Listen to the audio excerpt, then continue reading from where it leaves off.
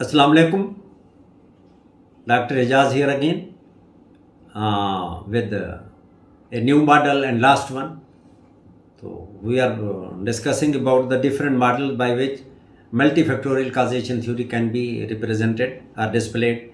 So we are over with previous two, that is the epidemiological triangle, and that was then was wheel model. Now it is the web causation theory. Web समझते हैं, मकड़ी का जाला जैसे होता है, web कहते हैं इसे। तो अब आज हम वेब पढ़ेंगे जी। तो this call web of causation. This model was suggested by MacMahon, Pugh and Ipsen in 1960। ये व्हील बाद में आया, ये पहले आया। Suited in the study of chronic disease. Chronic disease को डिपिक्ट करने के लिए ये बहुत खूबसूरत तरीका है। Where the agent is non ischemic heart disease, hypertension, फिर बार बार मैं दोहरा रहा हूँ, डायबिटीज़, कोई एजेंट स्पेसिफिक का पता ही नहीं। But it is the outcome of interaction of multiple factors.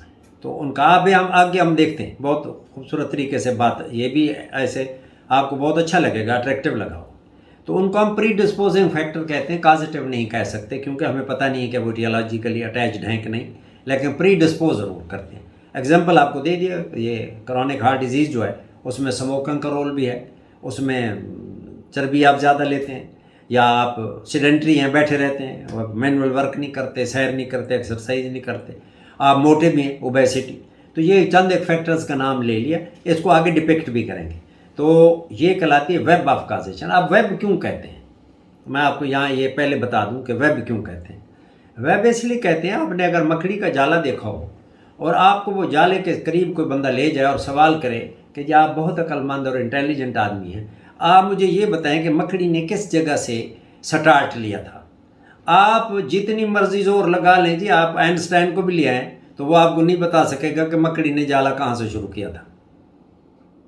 दुनिया का कोई आदमी नहीं बताता, सिर्फ अल्लाह ही बता सकता है। या फिर मकड़ी बोल पड़े कि मैंने यहाँ से शुरू किया था, और कोई नहीं बता सकता कि उसने जाला कैसे शुरू किया और स्टार्ट कहाँ से लिया। और इतना खूबसूरत बुनती है, इतनी खूबसूरती से आप भी वो चीज़ें नहीं बना सकते जिस तरीके से वो उसके जो इर्द गिर्द जो वेब पूरा जो है उसको बुनती है, वो बड़ा मेथाडिकल होता है और बड़ा ऐसे होता है जैसे कि जो ज्योमेट्री की माहिर है, वो जो क्या कहते हैं उसको, मकड़ी जो है, और भाई सही तरीके से मतलब होती है। तो ये आप इसीलिए इसको वेब कहते हैं कि पता नहीं होता सर पैर का कि भी कहाँ से चीज़ स्टार्ट हुई और कहाँ पे ख़त्म हुई। बस ये पता लगता है कि ये स्टार्ट हुई, किसने किस पे अमल किया कोई समझ नहीं है, कौन सा धागा कहाँ जुड़ा और शुरू कहाँ से हुआ था, दरमियान में किधर मकड़ी चलती रही और किधर बढ़ाती रही, किधर कैसे करती रही, कोई पता नहीं चलता। तो ये अनालॉजी देगी है मकड़ी के जाले से, और इसको वेब ऑफ काजेशन कहते हैं। चलें जी, क्या according to this concept disease never depends upon single factor. ठीक है जी।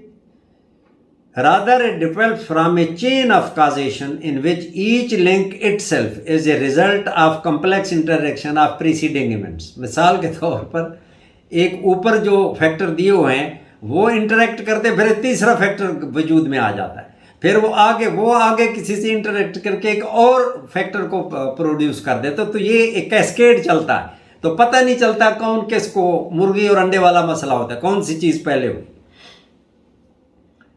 which may be the fraction of the whole complex is known as web of causation, यानी जिसका ये पता ही नहीं चलता भी कौन क्या कर रहा है। ये अब देखिए, this model is particularly applicable to chronic diseases where the causative agent is unknown, बहुत दफ़ा ये बात हो चुकी, and which are due to interaction of multiple factors, अब इसमें डिजीज़ आपको वही हैं, obesity, hypertension, cancer, ischemic heart disease, diabetes mellitus, accidents, ये तमाम इसी में आते हैं। वो व्हील और वेब जो हैं वो तमाम वही उन्हीं डिजीज़ को डिपेक्ट करते हैं। आपकी मर्ज़ी होती है आप किस चीज़ को भी वेब से करते हैं, किस चीज़ को व्हील से करते हैं। अब web of causation is devised to address chronic diseases, can also be applied to communicable diseases due to multifactorial, multi-etiological nature of causation and many diseases। तो आप ये, मैं पिछली वीडियो में आपको बताया था व्हील में कि व्हील और वेब ये एक इन्फेक्शस डिजीज़ के लिए भी बहुत अच्छे हैं, बहुत अच्छे तरीके से डिपेक्ट कर सकते हैं, लेकिन epidemiological triangle mainly infectious disease को डिपेक्ट करने के लिए क्लासिकल है। लेकिन ये दोनों जो हैं ये इन्फेक्शस को भी और नॉन इन्फेक्शस को डिपेक्ट कर सकते हैं। और अगर इन दोनों में फिर कैटेगराइजेशन की जाए तो फिर व्हील ज़्यादा बेहतर तरीके से डिपेक्ट करता है as compare to web of causation.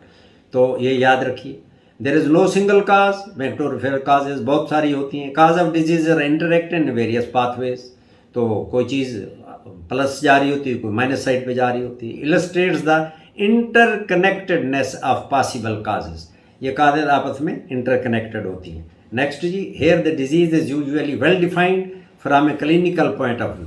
वो आदमी बीमार है इस्कीमिया का, उसको क्लिनिशियन देखेगा तो वो उसका कह सकता है कि इसका जो हार्ट है उसमें ये प्रॉब्लम है, वेल डिफाइंड क्लिनिकली, बिल्कुल लंग कैंसर है जी, मेस्टाइटिस है, इन्फ्लेमेशन हुई है, या इसका ब्लड हमने शुगर कराया है, रैंडम भी, पोस्ट पेरेंडियल भी, ग्लूकोज टॉलरेंस टेस्ट भी कराया है, इसको डायबिटीज़ है और उसके अंदर साइन सिम्टम हैं जी, जो भी हैं तमाम मौजूद होंगे।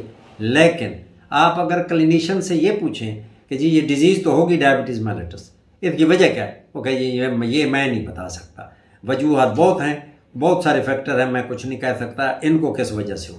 तो दिस इज़ द रीज़न कि हम इसको कहते हैं ये वेब है, मकड़ी का जाला है, जिसमें हम असल फैक्टर मालूम नहीं कर सकते, ये बता सकते हैं ये फैक्टर ने इंटरेक्ट किया और ये डिजीज़ हो गई।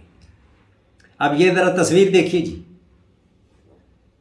गौर से देखना है इसको, ये आपको जाला मकड़ी का नज़र आ रहा है, ग्रीन जो लाइनें हैं, इसके अंदर देखें डिजीज़ दरमियान में दिखा दी उन्होंने, साथ में ये आपको समझाने के लिए जीन्स भी हैं, वो भी रोल प्ले कर रहे हैं, माइक्रोब्स हैं, हो सकता है वो भी रोल प्ले कर रहे हो, फिनोटाइप उन्होंने अपने आप को ज़ाहिर कर दिया, सोशल ऑर्गेनाइजेशन या सोशल एनवायरनमेंट वो भी है, बिहेवियर अपना आदमी का लाइफस्टाइल कैसा है, किस एनवायरनमेंट पे रहता है, किस वर्क प्लेस में रहता है, ये तमाम फैक्टर्स उसके ऊपर इफेक्ट कर रहे हैं और उससे डिजीज़ हो रही है। This is called web of causation.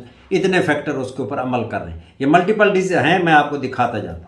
ये देखिए web of causation for major cardiovascular diseases. अब ये देखें ऊपर क्या लिखा हुआ है, सबसे पहला लिखा हुआ स्ट्रेस।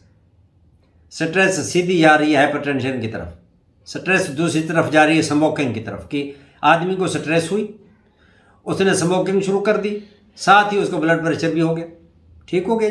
और फिर देखें एक बात, स्ट्रेस से हार्मोन्स भी रिलीज होते, आपको पता है बीइंग डॉक्टर कि कौन से हार्मोन, कार्टिसोल होता है, उसके बाद एड्रेनालिन होती है, ये तमाम चीज़ें जो हैं।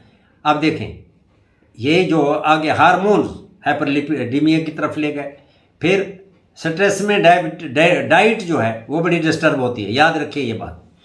तो ज़्यादा खा जाते हैं तो मतलब उससे फैट, फिर टोटल कैलोरी ज़्यादा ले ली, हाइपरलिपिडीमिया हो गया।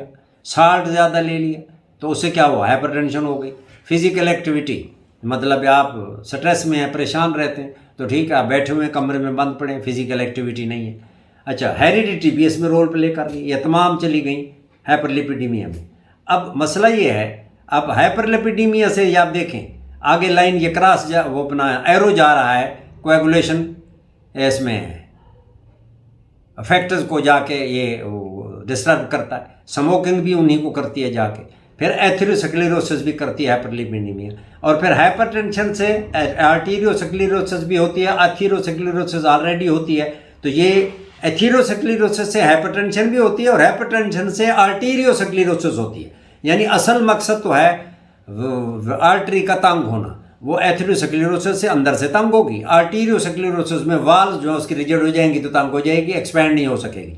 तो हाइपरटेंशन, अब इसमें नज़र ये नहीं आता कि इसमें हाइपरटेंशन कर रही है खराबी या एथेरोस्क्लेरोसिस कर रही है, तो ये आपस में इंटरेक्शन में। अब देखें हाइपरटेंशन क्या कर रही है, हाइपरटेंसिव डिजीज को स्ट्रोक भी हो सकता है, आपका हार्ट फेलियर भी हो सकता है, आपको हार्ट अटैक भी हो सकता है, इन्फेक्शन हो सकती है, हेमरेज भी हो सकती है, ब्रेन हेमरेज या स्ट्रोक जिसको मैं कहता हूँ, तो थ्रोम्बोसिस हो सकती, तो मतलब ये भी है कोएगुलेशन पर डिस्टर्बेंस की वजह से। मायोकार्डियल इन्फेक्शन होती है, अंजाइना पेक्टोरिस होता है, तो कोरोनरी हार्ट डिजीज़ भी हो सकती है, आपको हेमिप्लीजिया पैराप्लीजिया भी हो सकता है, और हाइपरटेंसिव डिजीज मतलब होती है। आप देखें इसमें से पता नहीं चलता कौन सा फैक्टर जो है वो ज़्यादा रोल प्ले कर रहा है, किसको कंट्रोल करें। इसमें अगर आप देखें स्ट्रेस को करें, क्या ये फिर डिजीज़ नहीं होगी, नहीं, ऐसे बात नहीं है।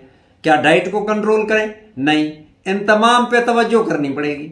और ये इसीलिए वेब कहते हैं कि हमारे पास अब इतनी नॉलेज नहीं कि हम ये तलाश कर सकें कि इनमें मेन शैतान कौन है, जो शीरा लगा के ये सारा काम कर रहा है, तो वो पता नहीं चलता। इसीलिए हमें मकड़ी के जाले का स्टार्ट का पता नहीं चलता। स्टार्ट का पता चल जाए तो हम स्टार्ट रोक देंगे, जाला नहीं बुना जाएगा। अब ये जाला तो बुन दिया उसने, अब उसका आप कुछ नहीं कर सकते। अगली देखें जी, ये एग्जांपल देखें, web of causation, change in lifestyle. आप एक मैनुअल वर्कर थे, अल्लाह ने आपको दौलत दे दी, अब आप सोए हुए हैं, लेटे रहते हैं, अच्छा खाते हैं, अच्छा सोए रहते हैं। अब देखें आपने सिगरेट पीनी शुरू कर दी, पहले हुक्का पिया करते थे। तो अगर जिसने बिल्कुल रह ही नहीं सकता और उसकी जान निकलती है सिगरेट के बगैर, हालांकि ऐसा कोई मसला है नहीं, तो उसको चाहिए कि हुक्का पिया करे। देहात में लोग हुक्का पीते हैं, उसमें ये होता है कि जो जितनी भी जहरीला मादा है वो पानी में रह जाता है और धुआं वहाँ से आप ले सकते हैं ताकि आपकी तबीयत बैली रहे। लेकिन मैं ये नहीं कह रहा कि आप हुक्का पिया करो, कि कल को कोई कहे कि मैंने अपनी वीडियो में कहा कि हुक्का पिया करो। मैं ये कह रहा हूँ कि अगर बिल्कुल उसके बगैर आदमी जिंदा नहीं रहे तो मौत आने वाली है, तो वो फिर हुक्का ही पी ले, ये इसको सिगरेट को रहने दे। तो ये आप देख लें, इसमें भी वही सिलसिला है। मुख्तलिफ फैक्टर्स हैं, इमोशनल फैक्टर्स हैं, आपके ओबेसिटी के हैं, हाइपरलिपिडीमिया के हैं, तो आप इंक्रीज वो हार्मोनल भी इफेक्ट इसमें मौजूद है। आखिर में देखें क्या हुआ, कोरोनरी हार्ट डिजीज़ अक्लियन हुई और मायोकार्डियल इन्फेक्शन हो गई, तो आदमी बेकार हो गया बेचारा। ये एक और देख लें, ये आखिरी वर्ड जो है इसमें देखें, फिजिकल एक्टिविटी। अब देखें कोई पता नहीं चल रहा है ये क्या हो रहा है। ये देखें कितने फैक्टर हैं, ये 3 4 5 6 7 8 9 10 11 12 फैक्टर हैं, आपस में इंटरेक्ट कर रहे हैं जी। आखिर में इस्कीमिक हार्ट डिजीज़ कर रहे हैं वो। और आप फैक्टर देख लें, वो उसको ख़राब कर रहा है, वो उसको ख़राब कर रहा है, आपस में लगे हुए हैं। ओवरवेट है, कोलेस्ट्रॉल ज़्यादा है, अल्कोहल पीता है, कोलेस्ट्रॉल ज़्यादा है, स्मोक करता है, कोलेस्ट्रॉल ज़्यादा है, ठीक है जी। और यही से ब्लड प्रेशर ज़्यादा है, ओवरवेट है तो कोलेस्ट्रॉल ज़्यादा है, फैट इंटेक है तो कोलेस्ट्रॉल ज़्यादा है। तो ये इनकम, ज़्यादा इनकम हो गई तो अच्छा खाना खाना शुरू कर दिया, मोटा हो गया। एजुकेशन ज़्यादा हुई, अच्छी नौकरी मिल गई, अच्छी इनकम हो गई, मोटा हो गया, खाना पीना शुरू कर दिया। तो ये फैक्टर एक दूसरे के अंदर इस तरह जुड़े हुए हैं, आप इनको अलहदा नहीं कर सकते। जब अलहदा नहीं कर सकते तो ये वेब है, वेब को आप अलहदा नहीं कर सकते। तो ये मल्टीपल फैक्टर्स, इनके ऊपर काम हो रहा है कि जी इनके अगर इनको प्रायोरिटाइज़ किया जाए कि इनमें से ज़्यादा रोल कौन सा प्ले कर रहा है, तो फिर शायद कोई बेहतरी हो जाएगी जी। हम उसको कंट्रोल करने की कोशिश करें, जो माइनर इफेक्ट हैं फिर बाद में उसकी तरफ जाएंगे, लेकिन अभी तक कोई कामयाबी नहीं हो सकी। लेकिन चंद एक के ऊपर कहते हैं आप वज़न कम करें, एक्सरसाइज करें, फैट का इस्तेमाल कम करें, निशास्त स्टार्च कम करें, तो ये स्ट्रेस कम लें। इंसान है, एक नॉर्मल स्ट्रेस तो आपके ज़िंदगी का हिस्सा है, और आपको अल्लाह ने वो प्रोविजन भी दे रखी है, but it should be with in 2 standard deviation. लेकिन अगर इससे बाहर होगी तो फिर काम ख़राब है, वो स्ट्रेस आपको परेशान करेगी और उससे आपको नुकसान होगा। तो इसलिए खुश रहने की कोशिश करें, और जिस हाल में हैं अपने से नीचे देखें तो उससे आपको तसल्ली होगी। आप अपने ऊपर से ना देखें कि आपसे ऊपर वाले के पास, हमने अपने आप को इसीलिए मार लिया कि काम कर कर के भी उसके पास एक गाड़ी है, मेरे पास तो कोई भी नहीं, अब मैं गाड़ी लूँगा, मोटर बाइक जो है ये फजूल सवारी है। उसके पास जितनी देर में आपने एक बनाई, साथ वाले ने 2 बना ली, अब आपको टेंशन शुरू हो गई, मुझे दूसरी लेनी है। इसी तरीके आप इस वक्त आया इन्फार्क्शन हो गई और आप अस्पताल में बेड पर पड़े होते हैं, तीसरे दिन दूसरा अटैक होता है और आपकी छुट्टी हो जाती है। वो कार भी वहीं रहेगी, आपका कारोबार भी वहीं रहेगा, हर चीज़ वहीं रहेगी। तो भाई किस चक्कर में पड़े हो, सुकून करो, जो मिलता है अल्लाह का शुक्र अदा करो, स्ट्रेस ख़त्म हो जाएगी। जो आदमी रूहानी तौर पर सेहतमंद है उसको स्ट्रेस नहीं होगी। और रूहानी तौर पर सेहतमंद कौन होता है? जो इत्मीनान में हो, शुक्रगुजार हो, जो कुछ उसको मिल रहा है। हम पागल हुए आजकल, आप देखो अपने इर्द गिर्द, हम पागल हुए हैं कि नहीं? जो मर्ज़ी हो जाए, हम कहते हैं हमें माल चाहिए, हलाल हो हराम हो, सच का हो झूठ का हो, चोरी का हो डाके का हो, माल चाहिए मुझे, बस बिरला बना दो, अमीर बना दो, जो चाहूँ महलों में रहूँगा। कितनी देर यार, आखिर में एक ही महल मिलना और वो वही 6 फुट ज़रबे 3 फुट की ज़मीन है। तो इसलिए रिलैक्स, खुश रहा करो। तो अपना ख्याल रखिए, अल्लाह ताला आपको अपने हिफ्ज़-ए-मान में रखे। टिल नेक्स्ट वीडियो इजाज़त चाहूँगा मैं। अल्लाह हाफ़िज़, अस्सलाम वालेकुम वरहमतुल्लाह।